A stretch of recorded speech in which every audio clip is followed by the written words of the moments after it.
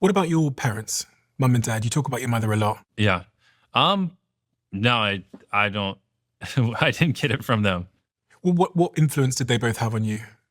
Um, well, I don't really talk about my dad much. That's, a long story. Don't need to get into it. But my mom, honestly, it's great now. Me and my mom have a phenomenal relationship, but on the come up, it was pretty rough because in 2008 they were over leveraged. So we literally went bankrupt. And so they had properties that they used to get other properties. And then when everything collapsed, they lost basically everything. And so my mom was working two jobs and, barely getting by. And so I didn't see her that much because when I was coming home from school, she was doing her second job. So it was a lot because she was a single mom raising us. She's working all the time. I don't talk about a lot of this. I have Crohn's disease, so I was very sick growing up. My brother also had issues as well. And so, we're not the healthiest kids in our teenage year. She's just trying to get by and take care of us. And then, she comes home and she just has this brat that's being annoying and like. If I sit here with you in 10 years' time, Jimmy. Yep. Oh, boy. And everything went to plan. You're 36 at that age. I already know what you're going to ask. Yeah, I mean, I hate that kind of stuff because if you ask me, the problem is if you asked me this like 5 years ago, I never would have said anything about Feastables or a lot of the stuff I'm doing now. And so the honest answer is I don't know. I mean, I think in what I'm doing, hopefully by then I have 2 billion subscribers on YouTube. Beast Games is bigger than we ever imagined. Hopefully Feastables has gotten over 1 million kids out of child labor by then. And, I probably will have 2 or 3 other businesses that I'm very passionate about that are hopefully crushing. And yeah, I don't know. And personally? Maybe I'll have a kid by then. I don't know. I mean, only time will tell. It won't be until I feel like I could actually have enough time to be a good dad. But I don't even know, man. I don't think about my personal life. I just think about winning and got to build. Some photos that I found that I loved. Oh, okay. Holy shit, is this me or my brother? Me? This one as well. Where'd you get these? Internet.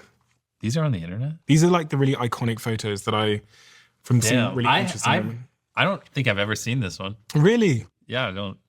Do you recognize anything in that photo? No, I don't. I was just thinking like, what house am I even in? I might be at a military base potentially. Because when we were younger, both my parents were in the military, so they were traveling a lot. So this might just be like some random house. Interesting. I do recognize this, because this photo in the background, I'm sure you throw it up on screen. I think that was, that's on the hallway beside her bathroom. I haven't been to my mom's house in so long. Interesting. You do so much for children, but if you could whisper in that child's ear something about... Buy Bitcoin. What was it, like 2 pennies back then? No, I know, because I wouldn't say anything if you gave me a microphone to talk to him, because the problem is I'd be worried that it would change, the outcome of how I became. And like, even though I know earlier on I was probably sounded a little depressed because shit's hard, but I am happy with the position I am in, and I would be worried that, like, this is definitely a very confused child that's not fitting in, that feels like a fucking freak. Not this young one. I don't know what the fuck he's thinking. But this one right here probably is around the age where I was like, fuck, I'm just a fucking weirdo. I don't fit in with anyone. Why does no one want to build businesses and succeed?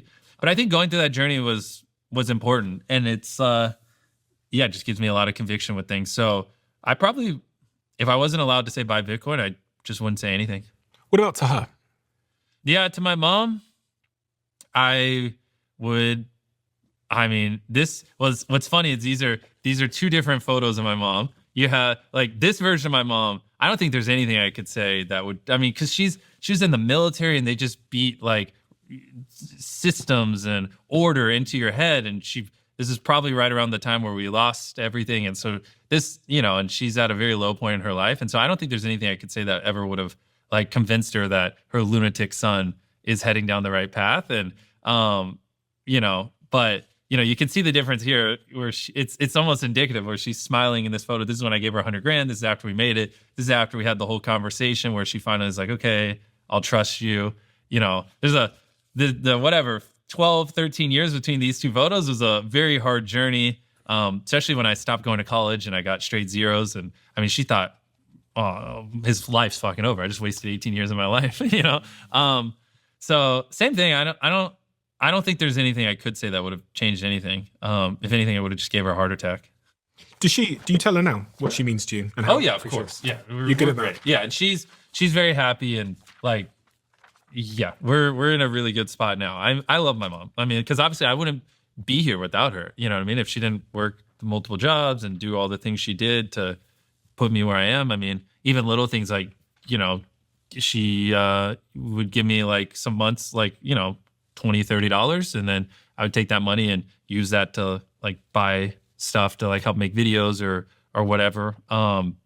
And even just the fact that we had internet, you know what I mean, and things like that, which, you know, I mean, pretty basic now. It wasn't as common back then. You used to get a phone call and you're like, house internet. I don't know if you would go out. Yeah. And so like, you know, it wasn't the best position, but she gave me all the tools I needed to succeed, not, you know, on purpose, but she must be so shocked. Well, she's used to it now, but yeah, I mean, on the come up, I mean, it was, yeah, I mean, imagine being her, you know what I mean? She used to, when I turned 16, like she couldn't afford to buy me a car. She couldn't afford, like the minivan we had, like it was fucking piece of shit, like needed a repair. She couldn't afford it. Like smoke was coming out the front of it. I mean, she was an absolute mess. And then she comes home and I'm just like, I'm making YouTube videos. Fuck math homework, mom. And, you know, and she's just like, I think she was making $40,000 a year. Cause we didn't talk about finances much when we were younger, but I remember I got a $40,000 brand deal. And then she told me that's how much I make in a year. And I was like, holy shit. At the time I was like, I thought you made way more than 40 grand a year. And then I was like, why the fuck are you working? Like I'm getting paid this per video now on brand deals. And so, yeah,